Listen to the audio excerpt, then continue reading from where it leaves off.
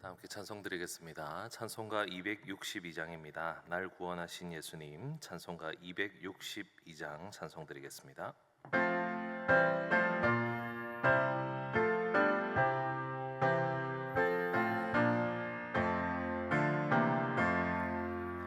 날 구원하신 예수님 영원히 찬송하겠네. 저 죄인 어서 주께 와 죄 사유하심 받으라. 구하라 주실 것이요 찾으라 찾을 것이라. 죄 중에 상한 영혼을 주 온전하게 하시네. 주 우리 죄로 인하여 피 흘려 죽으셨으니 주밖에 없는 사랑을 만 백성 알게 전하세. 주 예수 사랑 못 잊어 나 항상 눈물 흘리네. 이 세상 어디 가든지 나 주만 생각합니다. 목마른 자의 세매와 영생의 물을 마시라. 내 주를 사랑한데도 늘 맘에 부족하도다. 아멘. 이 시간 함께 기도드리겠습니다. 오늘은 수요일입니다. 우리 교육자들을 위해서 기도해 주십시오. 그리고 오늘 저녁에 있을 수요 기도회를 통하여서 하나님께서 말씀의 은혜를 풍성히 부어주시고 기도의 응답을 허락하여 달라고 기도해 주시기 바랍니다. 또한 우리 교회 세 번째 비전인 열정과 감동으로 예배드리는 교회가 되게 하여 달라고 우리 시간 함께 합심하여 기도드리겠습니다. 주님 감사합니다. 주님께서 오늘도 우리로 하여금 기도할 수 있는 은혜를 허락하여 주시고 마음 모아서 하나님 아버지를 의지하며 하나님께 나아갈 수 있도록 도와주심을 감사드립니다. 주님 오늘 기도드리옵기는 우리 모든 교육자들에게 성령의 충만한 은혜를 허락하여 주시옵소서.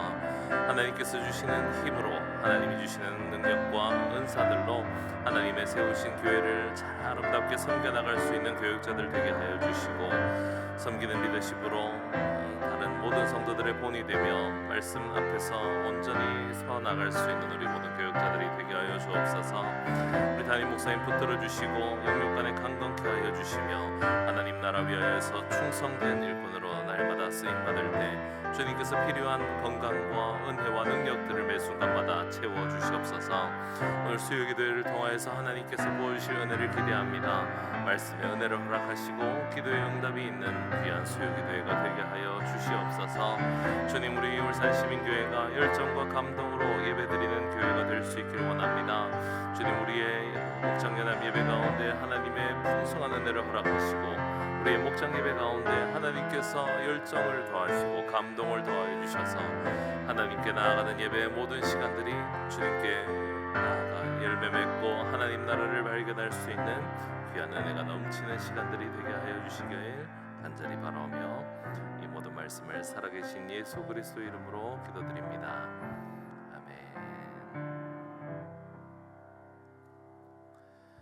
오늘 우리에게 주시는 하나님의 말씀입니다. 이사야 34장 1절부터 17절까지 이사야 34장 전체 말씀입니다. 우리 1절부터 마지막 절까지 한 절씩 교독하시겠습니다. 열국이여 너희는 나와 들을지어다. 민족들이여 귀를 기울일지어다. 땅과 땅에 충만한 것 세계와 세계에서 나는 모든 것이여 들을지어다. 대저 여호와께서 열방을 향하여 진노하시며 그들의 망군을 향하여 분내사 그들을 진멸하시며 살육당하게 하셨은즉 그 살육당한 자는 내던진 바 되며 그 사체에 악취가 솟아오르고 그 피에 산들이 녹을 것이며 하늘의 만상이 사라지고 하늘들이 두루마리같이 말리되 그 만상의 쇠자남이 포도나무 잎이 마름 같고 무화과 나무 잎이 마름 같으리라. 여호와의 칼이 하늘에서 족하게 마셨은즉 보라 이것이 에돔 위에 내리며 진멸하시기로 한 백성 위에 내려 그를 심판할 것이라. 여호와의 칼이 피 곧 어린 양과 염소의 피에 만족하고 기름 곧 순양의 콩팥 기름으로 윤택하니 이는 여호와를 위한 희생이 보스라에 있고 큰 살육이 에돔 땅에 있음이라. 들소와 송아지와 수소가 함께 도살장에 내려가니 그들의 땅이 피에 취하며 흙이 기름으로 윤택하리라. 이것은 여호와께서 보복하시는 날이요 시온의 송사를 위하여 신원하시는 해라. 에돔의 시내들은 변하여 역청이 되고 그 티끌은 유황이 되고 그 땅은 불붙는 역청이 되며 밤에나 꺼지지 아니하고 그 연기가 끊임없이 떠오를 것이며 세세에 황무하여 그리로 지날 자가 영영이 없겠고 당아새와 고슴도치가 그 땅을 차지하며 부엉이와 까마귀가 거기에 살 것이라. 여호와께서 그 위에 혼란의 줄과 공허의 추를 들이우실 것인즉 그들이 국가를 이으려 하여 귀인들을 부르되 아무도 없겠고 그 모든 방백도 없게 될 것이요 그 궁궐에는 가시나무가 나며 그 견고한 성에는 엉겅퀴와 새품이 자라서 승냥이의 굴과 타조의 처소가 될 것이니 들짐승이 이리와 만나며 수렴소가 그 동류를 부르며 올빼마 거기에 살면서 쉬는 처소로 삼으며 부엉이가 거기에 깃들이고 알을 낳아 까서 그 그늘에 모으며 솔개들도 각각 제 짝과 함께 거기에 모이리라. 너희는 여호와의 책에서 찾아 읽어보라. 이것들 가운데서 빠진 것이 하나도 없고 제 짝이 없는 것이 없으리니 이는 여호와의 입이 이를 명령하셨고 그의 영이 이것들을 모으셨으며. 함께 읽습니다. 여호와께서 그것들을 위하여 제비를 뽑으시며 그의 손으로 줄을 띄어 그 땅을 그것들에게 나누어 주셨으니 그들이 영원히 차지하며 대대로 거기에 살리라. 아멘. 오늘 본문은 굉장히 강렬한 본문입니다. 여호와께서 원수들을 벌하시는 본문이기 때문입니다. 오늘 본문 1절에서 4절 말씀에는 하나님의 심판이 얼마나 크고 넓게 광범위하게 이루어지는지에 대해서 잘 묘사해 주고 있습니다. 땅도 하늘도 하나님의 심판의 범위에서 벗어나지 못합니다. 열방을 향한 하나님의 진노는 모든 악한 자를 멸하기까지 오늘 본문 4절 말씀처럼 하늘의 만상이 사라지고 하늘이 두루마리같이 말릴 때까지 진행될 것입니다. 오늘 본문 5절에서는 이 하나님의 진노를 받는 열국의 대표가 나옵니다. 에돔입니다.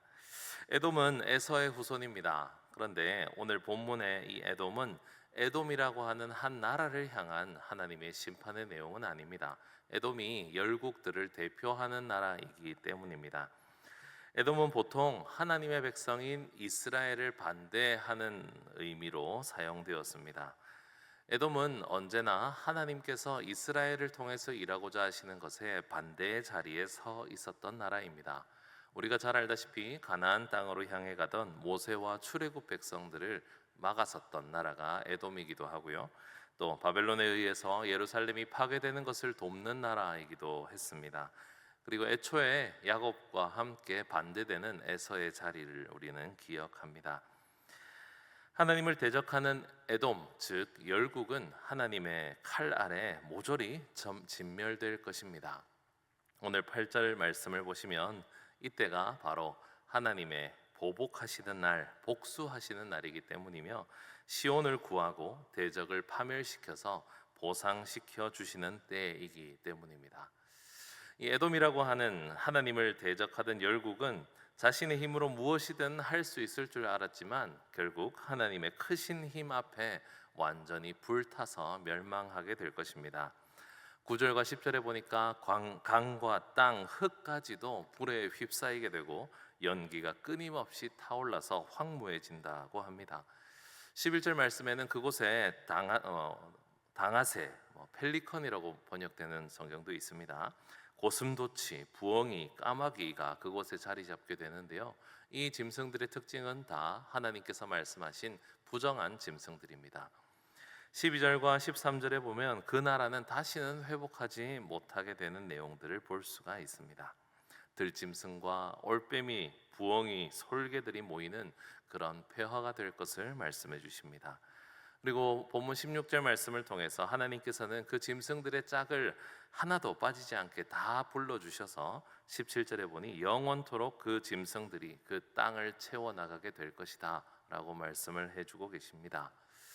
완전한 진멸입니다. 그 땅에는 어떤 나라도 서지 못할 것이고 그 땅에는 어떠한 왕국도 다시 세워지지 않을 것이고 그곳에는 온갖 들짐승들과 부정한 것들로 영원히 가득 차게 될 것이라고 말씀하십니다. 왜냐하면 하나님께서 그렇게 하고자 하시기 때문입니다. 이사야는 계속해서 오늘 본문에 와서까지도 이렇게 외치고 있습니다. 왜 그렇게 주변 나라의 힘에 흔들리고 있느냐? 왜 그렇게 그들이 영원할 것이라고 생각하느냐? 왜 그들을 신뢰하느냐? 열방은 그들 자신의 운명의 주인이 아니고 열방의 주인은 하나님이시다라는 것을 지속적으로 알려주고 있습니다. 사실 이 에돔과 열방이 진노 가운데서 멸절당하는 이 본문은 굉장히 강렬한 본문이지만 무시무시한 본문이지만 사실 오늘 우리에게는 소망과 희망의 본문이 될 수 있을 것입니다. 하나님을 대적하여 일어난 모든 것은 반드시 무너집니다. 우리의 마음은 때로는 악한 사람이 잘 되는 것 그리고 선한 사람, 하나님을 의지하는 사람이 참 고난 가운데 있는 것을 통해서 마음이 힘들 때가 참 많습니다. 우리가 새벽에 나와서 이렇게 기도하기도 하고 말씀을 듣기도 하지만 사실 새벽 기도 나오지 않는 사람들이 더 우리보다 잘 되는 모습들을 보면 때로는 우리 속이 상할 때도 있습니다. 시편 73편에 보면 그 73편 시편 기자는요, 그러한 악인이 잘 되는 현상들을 보면서 내 마음이 거의 넘어질 뻔하였다라고 표현을 하고 있습니다. 하지만 시편 73편의 기자는 17절에 가서야 하나님의 성소에 들어갈 때 그들의 종말을 내가 깨달았다라고 말하고 있습니다.